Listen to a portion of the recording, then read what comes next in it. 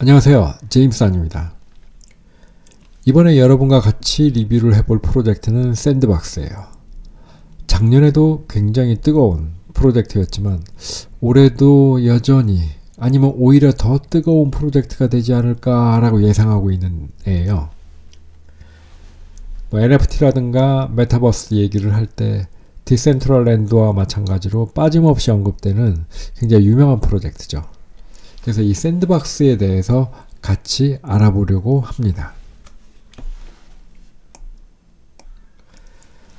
자, 샌드박스는 크리에이터가 컨텐츠를 만들고 공유하고 플레이하고 거래할 수 있는 탈중앙화된 시스템이에요.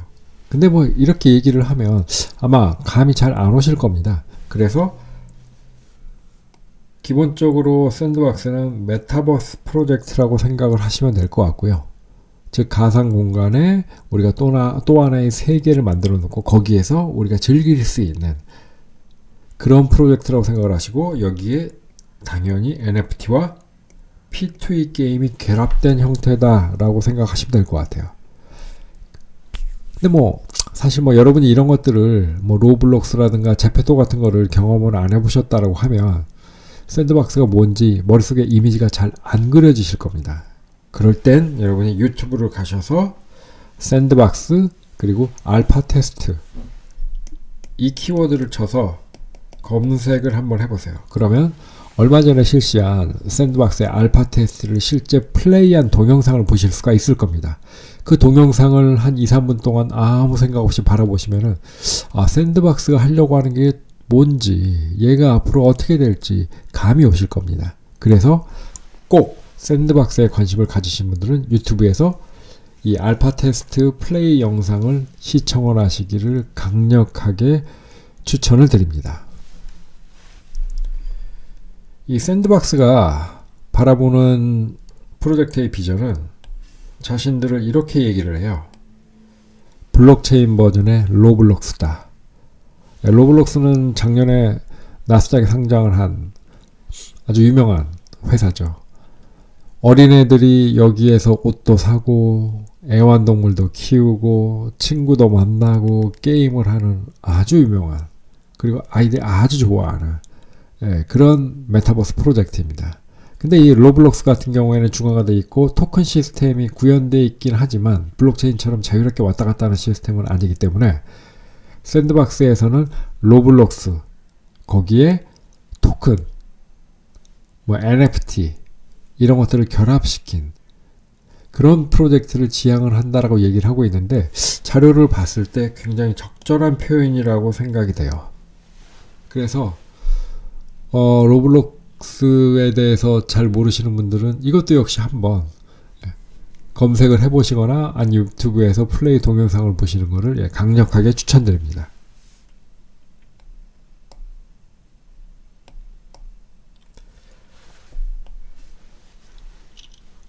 자, 샌드박스의 기술력은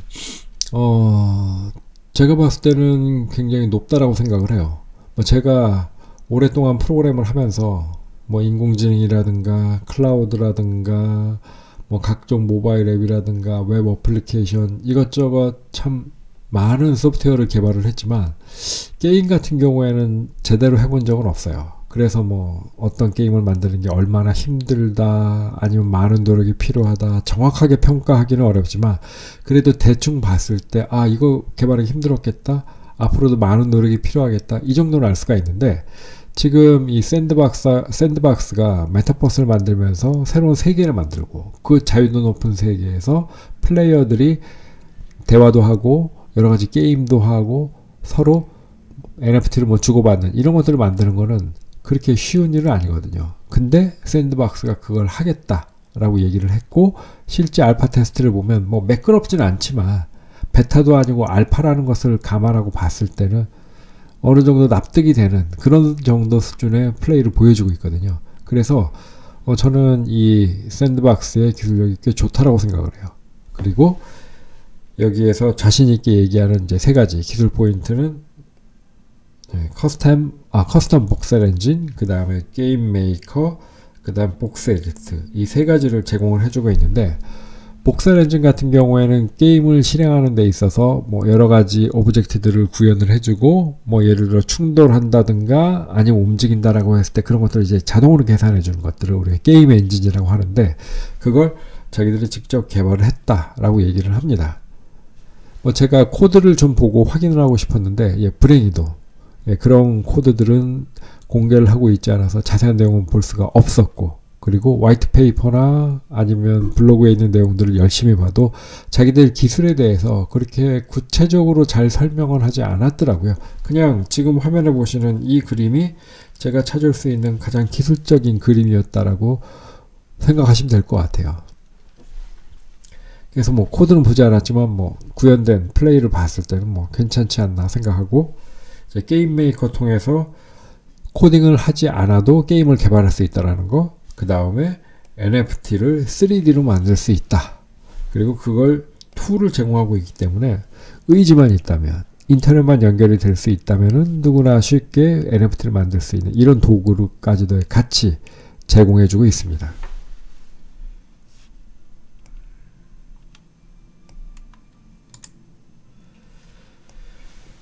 자, 프로젝트 비전은 뭐 그냥 딱 세 가지로 요약해서 말씀드리면 될 것 같아요.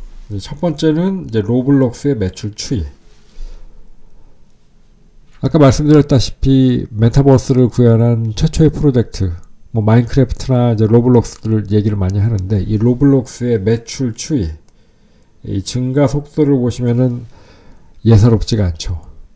매우 가파른 성장세를 보여주고 있습니다. 그만큼 이 어린아이들이 환장하고 열심히 플레이를 하는데 여기에 만약에 토큰이 붙는다면 경제적인 시스템이 잘 구현이 된다라고 하면 이거보다 훨씬 더 가파른 성장은 뭐 너무 당연하지 않을까 생각을 해요. 그리고 이제 두 번째는 게임 속에 녹아든 토큰 이코노미인데 뭐 보시는 것처럼 플레이 할 때도 토큰이 필요하고 거래하기 위해서도 토큰이 필요하고 사기 위해서도 토큰이 필요하고 만들기 위해서도 토큰이 필요하고 거버넌스를 위해서도 토큰이 필요합니다. 하여튼 뭐 샌드박스 위에서 뭔가를 하려고 하면 샌드 토큰이 꼭 필요하다는 얘기예요. 아주 간악하게 잘 설계된 토큰 이코노미, 즉 샌드 토큰을 사용하지 않고서는 이 시스템을 제대로 활용할 수 없도록 만들었기 때문에 앞으로 샌드가 확장이 되면 될수록 사용자가 늘면 늘수록 샌드 코인의 활용도는 더 높을 것 같다라고 생각을 합니다. 그리고 세 번째는 유저가 생성하는 콘텐츠.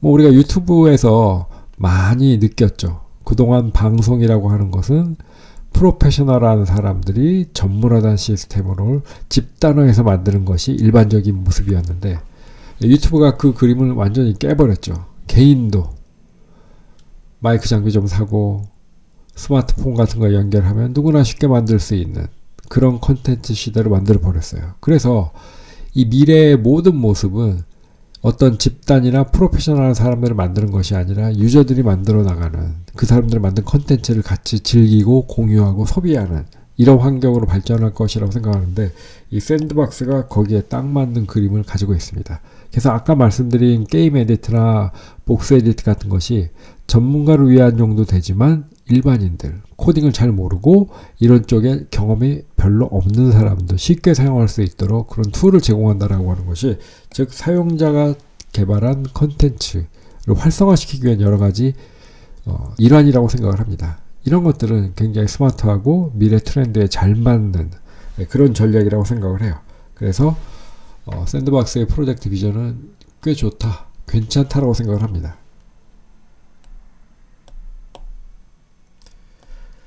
자, 이제 제임스의 지극히 주관적인 코멘트인데 저는 샌드박스가 좀 굉장히 매력적으로 보여요. 그 이유가 뭐냐면 올해 유행할 만한 핫 키워드를 얘가 모두 다 포함하고 있거든요. P2E 들어가 있죠. NFT 들어가 있죠. 그리고 메타버스 이 세 가지가 모두 들어가 있는 그런 프로젝트가 바로 샌드입니다. 괜찮을 것 같아요.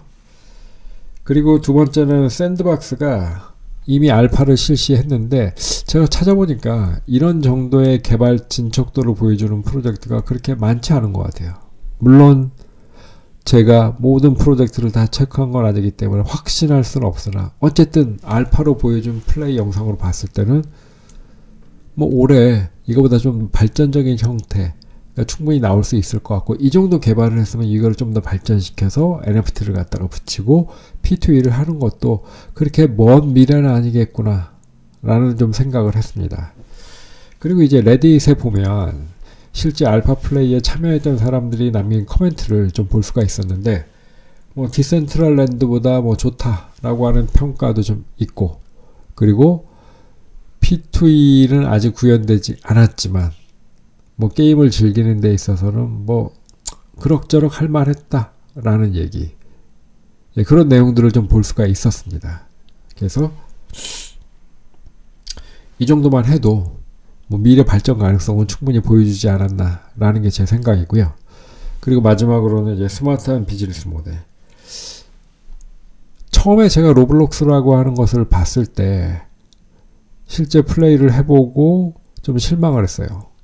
화면도 좀 조악한 것 같고, 그 다음에 거기에서 제공되는 컨텐츠들도 그렇게 재밌어 보이진 않고 퀄리티가 높지는 않아서 얘는 별로다 라고 생각을 했는데, 이게 제 착각이었던 것 같아요. 로블록스의 주 사용자는 아이들이에요. 그 아이들의 파릇파릇한 눈으로 로블록스를 봤을 때는 자기가 여기에서 새로운 캐릭터를 만들고 자유롭게 뛰어놀 수 있는, 그리고 친구들을 만나서 놀 수 있는 그런 환경을 봤을 때는 아주 매력적일 수 있다라는 거죠. 그리고 여기에 이제 토큰을 사용할 수 있다라고 하면 훨씬 더 재미가 배가 될 수밖에 없어요. 그래서 이 샌드박스가 로블록스에 토큰을 붙인 이런 비즈니스 모델을 가졌다는 것 자체부터가 정말 퓨처리스틱하고 트렌드에 잘 맞는, 그리고 자라나는 아이들을 잘 공략한 그런 선택이라고 생각을 합니다. 그래서 결론적으로 제가 봤을 때 샌드박스는 뭐 다른 거는 다 차치하더라도 이 첫 번째 이유, 2022년에 우리 귀에 계속 메아리칠 세 개의 키워드가 모두 포함된 프로젝트라는 거. P2E, NFT, 메타버스를 아우르는 흔치 않은 프로젝트이기 때문에 우리가 관심을 좀 두고, 그리고 적절한 시점에 결단을 내린, 그럴 가치가 있는 프로젝트가 아닌가 라는 게 제 의견입니다. 이상으로 샌드박스에 대한 프로젝트 리뷰를 마치고 도움이 되셨다면 구독과 좋아요를 부탁드립니다. 경청해 주셔서 감사합니다.